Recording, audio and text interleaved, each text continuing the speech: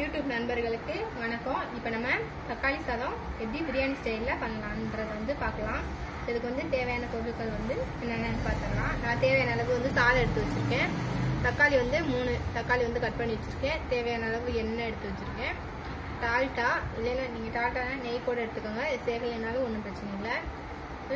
வெங்காயம் 4 வெங்காயம் பிரியாணிக்கு எப்படி கட் பண்ணுவோமோ அந்த மாதிரி கட் பண்ணி வச்சுருக்கேன். பிரியாணி மசாலா அது பட்டை, பிரியாணி மசாலா சேர்க்கறதுனால பட்டை ரொம்ப கம்மியாக எடுத்துருக்கேன்.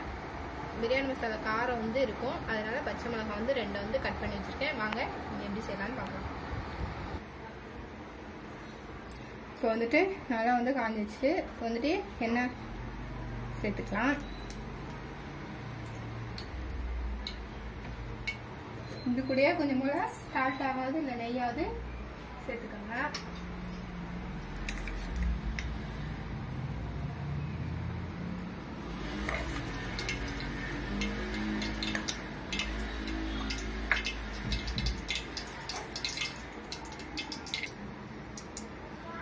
பட்டை கூட சேர்த்துக்கோங்க.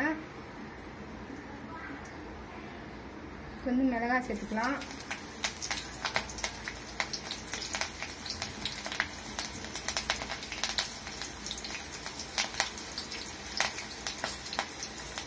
வெங்காயத்தை சேர்த்துக்கலாம்.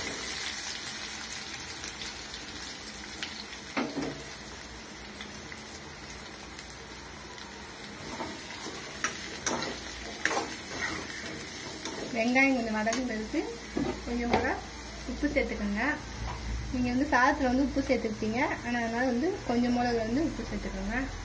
இப்போ வெங்காயம் வதங்கட்டும். வெங்காயம் வதங்கினோன்னா தக்காளி சேர்த்துக்கலாம். பாருங்க ஃப்ரெண்ட்ஸ், வெங்காயம் நல்லாவே வதங்கிடுச்சு. இது கூட இப்போ தக்காளி சேர்த்துக்கலாம்.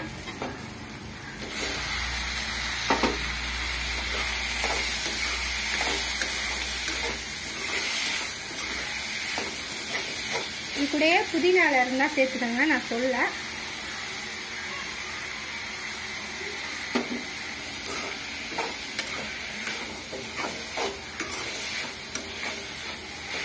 நல்லா வதங்கட்டும் ஃப்ரெண்ட்ஸ்.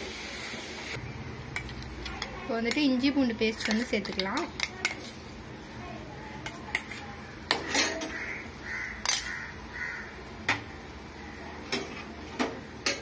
சேர்த்துட்டு நல்லா இன்னுமே நல்லா வதங்கட்டும். அப்படியே இதாகிடும், எண்ணெயெல்லாம் தனியாக பிரிஞ்சு வந்துடும். உங்களுக்கு எண்ணெய் தேவைன்னா கூட இன்னும் கொஞ்சம் கூட ஊற்றிக்கலாம். அப்படியே மூடி வச்சுருங்க ஃப்ரெண்ட்ஸ்.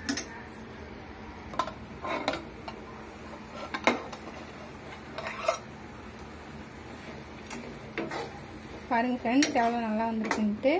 இந்த மாதிரி நல்லா எண்ணெய்லாம் பிரிஞ்சு வரணும். இப்போ கடைசியாக தான் மசாலா நீங்கள் சேர்க்கணும். முதலே சேர்த்திங்கன்னா அது அடி பிடிச்சிடும். நல்லா பச்சை வாசனை போகிற வரைக்கும் வதக்கணும்.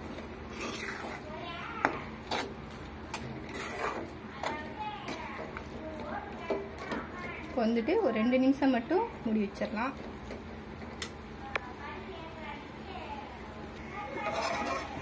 ஃப்ரெண்ட்ஸ், நல்லாவே பச்சை ஸ்மெல் எல்லாம் போயிடுச்சு. இப்போ சாதத்தை இதில் கொஞ்சம் கொஞ்சமாக போட்டு கிளறிக்கலாம். நான் வீட்டில் சமைக்கிற அரிசி தான் எடுத்துருக்கேன். நீங்கள் பிரியாணி அரிசி கூட இதில் போட்டு செஞ்சுக்கலாம். நீங்கள் உங்களுக்கு எவ்வளோ சாதம் அதுக்கு போட்டால் கரெக்டாக இருக்குமோ அந்த அளவுக்கு நீங்கள் போட்டுக்கோங்க. ரொம்ப அதிகமாகவும் போட்டக்கூடாது, கம்மியாகவும் போட்டுறாதீங்க. நீங்கள் அப்பப்போ கலந்து விட்டுட்டு சாதத்தை சேர்த்துக்கிட்டே இருங்க.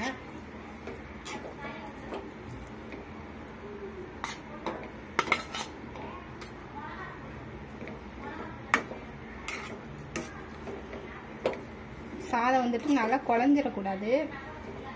நல்ல ஒரு அரிசி பதமாக தான் வச்சாதான் உங்களுக்கு இந்த சாதத்துக்குலாம் கரெக்டாக இருக்கும்.